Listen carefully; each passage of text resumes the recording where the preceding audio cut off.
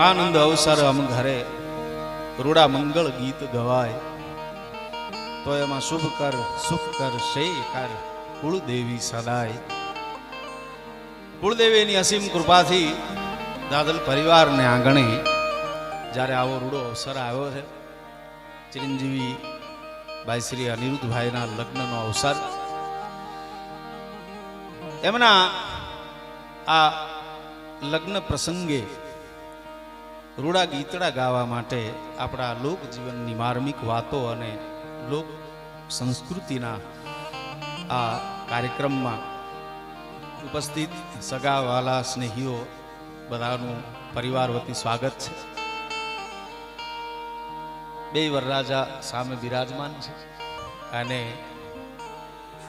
અમારે એના અરખના ગીતો ગાવા માટે અમે અહીંયા આવ્યા છીએ. અનિરુદ્ધભાઈ અને અમારો પરિચય આમ હવે તો ઘણો જૂનો થઈ ગયો એમ કહું તો હાલે, પણ એની નાની ઉંમર અને ઈશ્વરે એને ખૂબ સમજણ આપી છે.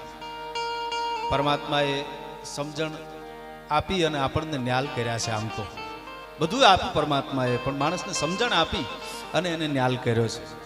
હા, કારણ કે મુખ કારણ દ્રગ નાસિકા સબ હી કો ઇકઠો. રણજીતભાઈ, મુખ કારણ દ્રગ નાસિકા તો સબ હી કો ઇકઠોર, પણ એમાં કહેબો સુનબો સમજબો ચાતુર કો કછો.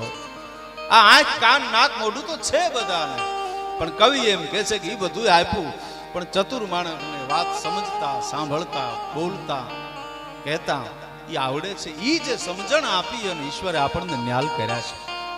હું તો મારી વ્યક્તિગત વિચારધારામાં એમ માનું છું કે આ દુનિયામાં જેને સમજણ આપી ને એને ઈશ્વરે બધું આપી દીધું. સમજણ જેને આપી છે એને ઈશ્વરે ન્યાલ કર્યો છે.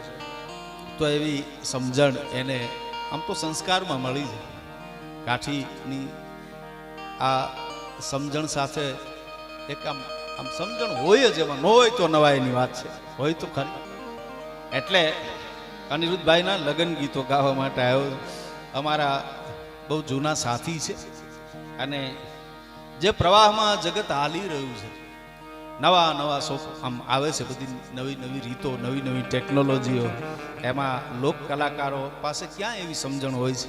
પણ આવા થોડાક જાણકાર માણસો એ લોક જીવનના ધબકારને જીવતો રાખવાના હેતુથી આપણા ગીતોને, આપણી વાતોને, આપણા કલાકારોને લોકો સુધી પહોંચાડવાનું કામ કરે છે. એમાંના એક અમારા અનિરુદ્ધભાઈ છે.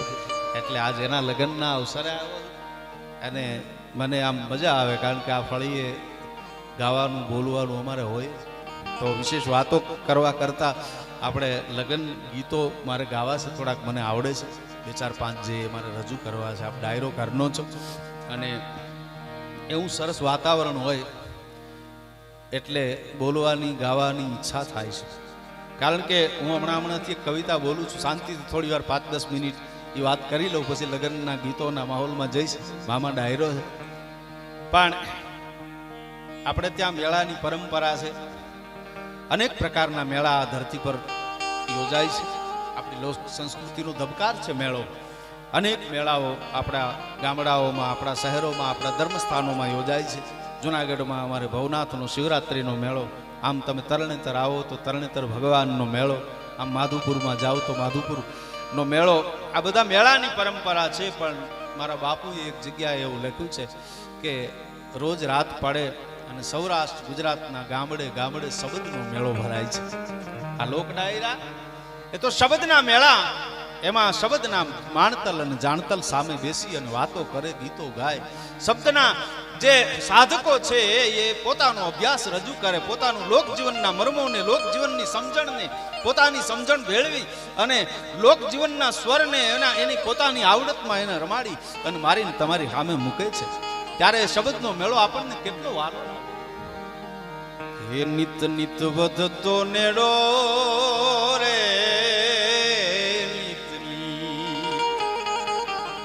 વધતો નેડો રે, આ છે શબ્દોનો મેળો. શબ્દના ફૂલડાનો આ મેળો રે. આ શબ્દનો મેળો છે, આ શબ્દના ફૂલનો મેળો છે. એમાં સૌ પોતપોતાની મતિ પ્રમાણે મેળાને શણગારે છે. હા, કોક વગડેથી ચૂંટીને લાવે અને કોક પોતાની બાગુના લાવે. વગડેથી ચૂંટીને લાવે કોક પોતાની બાગુના લાવે રે. પછી જગતના હૈડે પેરાવે રે આ દુનિયાના હૈડે પેરાવે રે. કોઈ કવિ હોય તો પોતાની બાગનું ફૂલડું લાવે, કવિતા લઈને આવે. જગતને એમ કે જો મને આ વિચાર આવ્યો છે, આ દુનિયાનો સૌથી સમૃદ્ધ માણસ કોણ, એવું જો મને કોઈ પૂછે તો હું એમ કહું છું કે આ દુનિયાનો સૌથી સમૃદ્ધ માણસ તો કવિ છે. કવિ જેવું કોઈ સમૃદ્ધ નહીં. કારણ કે જેને રોજ એક વિચાર આવે છે, ઈશ્વરે વિચારો જેને આપ્યા છે ને એનાથી મોટી સમૃદ્ધિ કોની પાસે હોય? ઈ ધારે. કવિ જો ધારે તો રામને રમતું બતાવી દે. હા, રામને એના બાળપણના સંસ્કારોને રમતો બતાવે કવિ. કવિ ધારે તો કૃષ્ણને રાસ રમતો બતાવે. કવિ છે એની પાસે કેટલી સમૃદ્ધિ છે, જેના જે આંગણે કૃષ્ણ રમ્યો હોય એની વાત કવિ લખે કે કેટલા જન્મની આ કમાણી રે નંદરાણી તારા આંગણા રે. કાગ બાપુ એમ કે છે કે હે માં તું કેવી ભાગ્યશાળી, તારા આંગણામાં કૃષ્ણ રમી ગયો છે. અને પોતાને એમ કે છે, પોતાના સ્વભાવને અને પોતે જો તો ખરા, હું આમ જાજુ બોલી નથી શકતો પણ કવિ કાગ બાપુ એમ કહે કે કાગ તારા ફળિયામાં ઈ તો ફરે અળવાણો. કાગ તારા એ ફળિયામાં ઈ તો ફરે અળવાણો.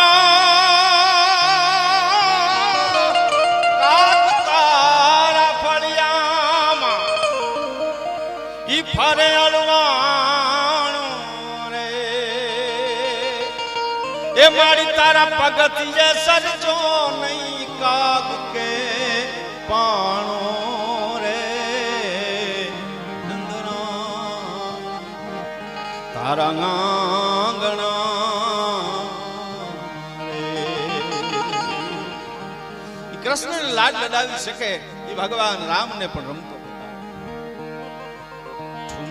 ચલત રામચંદ્ર બાજત पैजनिया ठुमक चलत रामचंद्र। આવો કોઈ કવિ હોય તો પોતાના બગીચાનું ફૂલડું લઈને આવે. આ શબ્દના મેળામાં શું હોય એની થોડીક વ્યાખ્યા દાદ બાપુએ ઉદયભાઈ કરી છે. કેવું હોય છે આ શબ્દના મેળાનું વાતાવરણ? तो कि एमा को कवि कविता लेना आवे, वाणी के प्रभाव से, पराक्रम से, लेखनी के सदियों के सोए हुए भावों को जगाते हैं, जिंदा करते हैं, जान मुर्दा दिलों में डाल। कवि काम शू करे तो सदियों के सोए हुए भावों को जगाते हैं, जिंदा करते हैं, जान मुर्दा दिलों में डाल। जब वो काव्य सुधा धारा बरसाते हैं नूतन हजारों रसिकों के दरबार बीच, जब बांधते समा तो कुछ अनोखी छवि छाते हैं। अरे तारे नहीं जाते, शशि नहीं जाते, रवि नहीं जाते, वहां कवि लोग जाते। एवो कोई कवि होय तो आ बगीचामां आ फूलडां लईने आवे अने पण कोक वगडाना फूल लईने आवे। कोक एवो गायक होय जेना गळामां लोक संगीतना कण एनी मेळे मेळे आव्या होय, एने विकसाव्या न होय, शीखो न होय, एने क्यां ज्ञान न लीधुं होय, एने कोई तालीम न लीधी होय, पण वगडाना सूर एनी मेळे मेळे आवे। ई वगड़ाना फूल लईने आवे कि भोला भोला रे महादेव जी, भोला भोला रे महादेव जी, भोला रे ए तमने चढ़े रे भभूति ना गोला,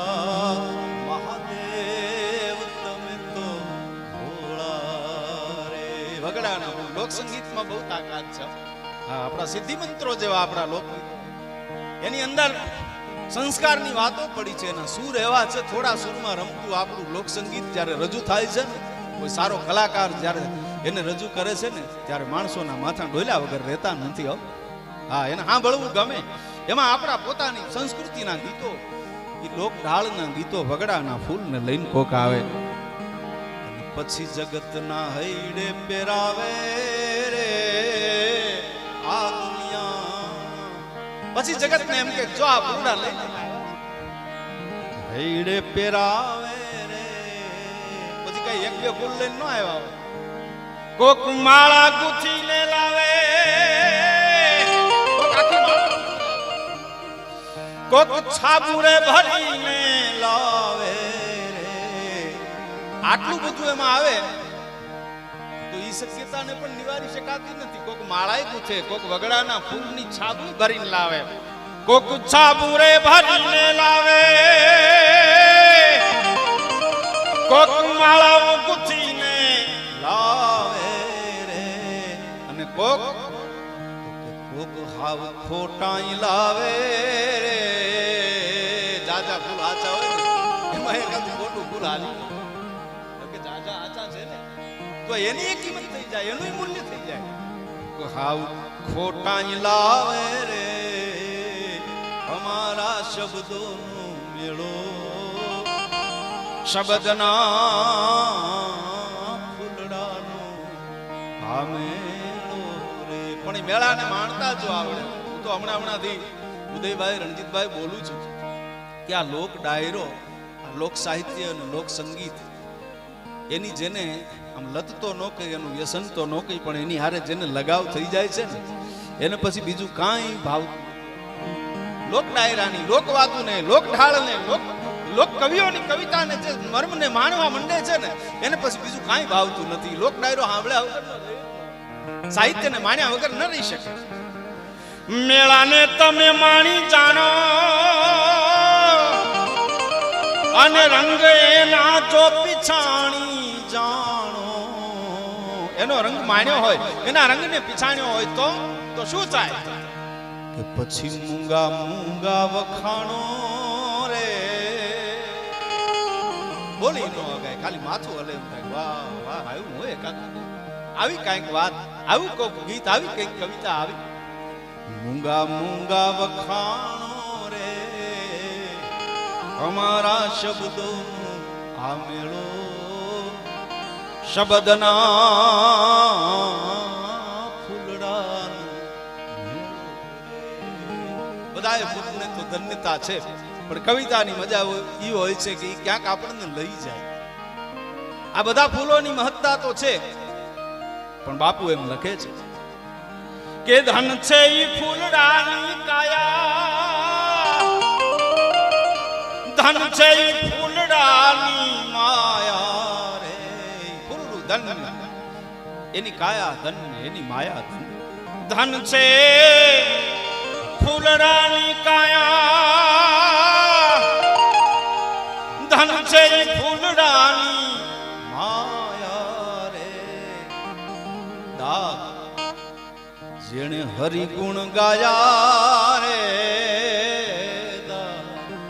બધાય ફૂલને ધન્ય, પણ સૌથી વધારે તો આપણે માથું નમાવી દઈએ એવા શબ્દો તો જેણે ઈશ્વરના ગુણગાન ગાયા, એ શબ્દોનો મહિમા છે. એવો મહિમાવંતા શબ્દનો મેળો આ દાદલ પરિવારના આંગણે છે. બે વરરાજા આમાં બેઠા છે